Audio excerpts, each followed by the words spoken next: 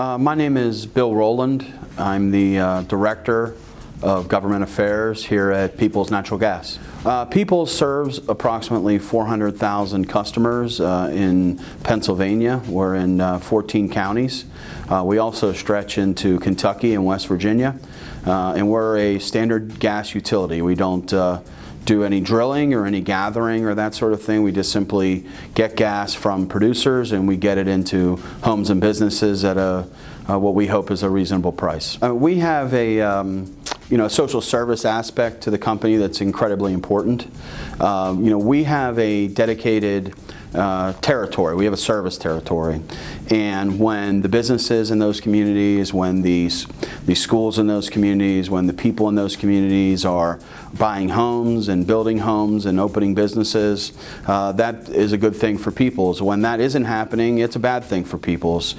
We rise and fall based on the traditions and the successes of the folks that we serve, and we try to look at it as public utilities are a service.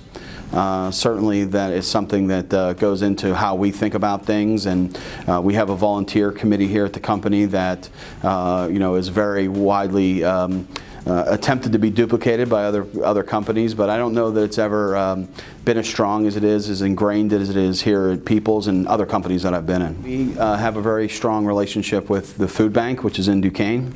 Obviously, we've been there to help pack up and try to help fulfill their very important mission. We have a very close connection to the environment.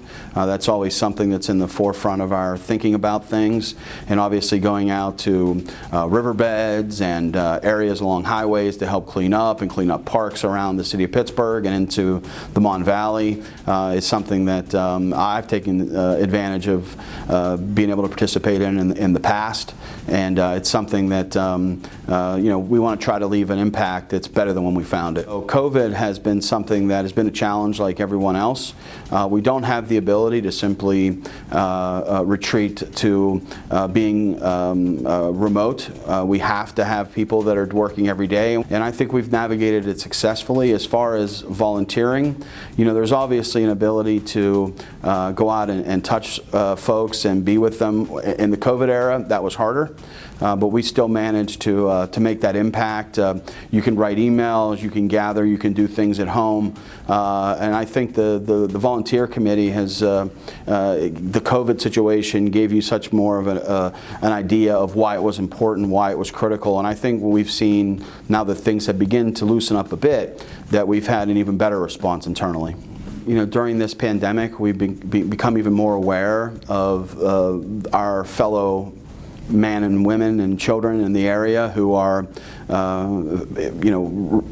food insecure, which was a phrase that I've come to know over my years here in Peoples. Especially seeing children and elderly folks who are in that situation, it's incredibly heartbreaking, and you'd like to do even more than you're already doing. And it's been something too that not only have our employees have found important, but it's also been something that their families have found a way to be involved with, because it's something that mom or dad go home and they say, we did this wonderful thing, we cleaned up these 50 tires, or we met these great folks down at the food bank, and I think it triggers mom or dad or a brother or sister or son or daughter that sometimes you'll see People's volunteer organization operations and folks will come along with them, and it just shows you the impact that it makes, and it makes you feel like you've made a difference beyond what the gas company normally provides. Seeing just the massiveness of the food bank, for example, just how much need there really is, it's such an eye-opener to you, and again, it's something that you wish you could do more often. If the communities that we serve don't do well, we don't do well. The better they do, the better we are. And just from a human perspective, you get so many opportunities to go out there to spread the message of what Peoples is attempting to do. A lot of times you see us and we're in the middle of the street and we're ripping up your front yard, or you're getting a bill in the mail. But this is a way of showing that we're your friends and neighbors, and we're here to support the community in every way that we can. And the message that I would have for another company if they were looking at a program like this, is that you got to ingrain that this is not a company that you come in at 8 and you leave at 5 and you leave it at home. There's a great pride around here. I'm from North Braddock. I've lived most of my life there, at least 30 years of it. So it is a close place in our heart here, and specifically mine as well. We have an incredible sense that it's very close for the Mon Valley. We've seen places that have really taken off in the past decade, and you feel like that era is coming for the Mon Valley. There's incredible natural resources there. There's great roads, there's great bridges, there's great waterways, and what really makes it is the folks that live there who dedicated their lives to that place. I know a lot of people would say that the future is past for the Mon Valley, and we really have a sense here that great future is just around the corner. I'd like to thank the folks at that we've met in the process of getting investment into the Mon Valley. The elected officials down there, the economic development folks, Chuck and Amy Sterrett are certainly two. The Mon Valley Initiative, I used to work for a state senator in the Mon Valley, and I know that the Mon Valley Initiative's presence and efforts are absolute cornerstones to the positive things that have happened there and will continue to happen. Pittsburgh and the Mon Valley tend to be unique.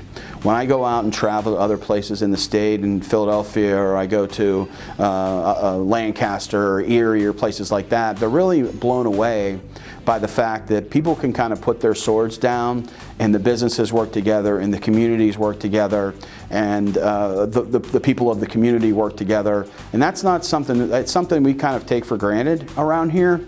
But at the end of the day, it's a very unique thing. It's a very Pittsburgh, it's a very Mon Valley thing. And every time you see it, you realize that if it isn't for all of us all working together, we're probably not going to get to where we need to be. And that was the most impressive thing as we dealt with this issue. We helped with this Eastern Shore initiative and met folks in Braddock. We met folks in Homestead. We met folks in North Braddock and Swissville.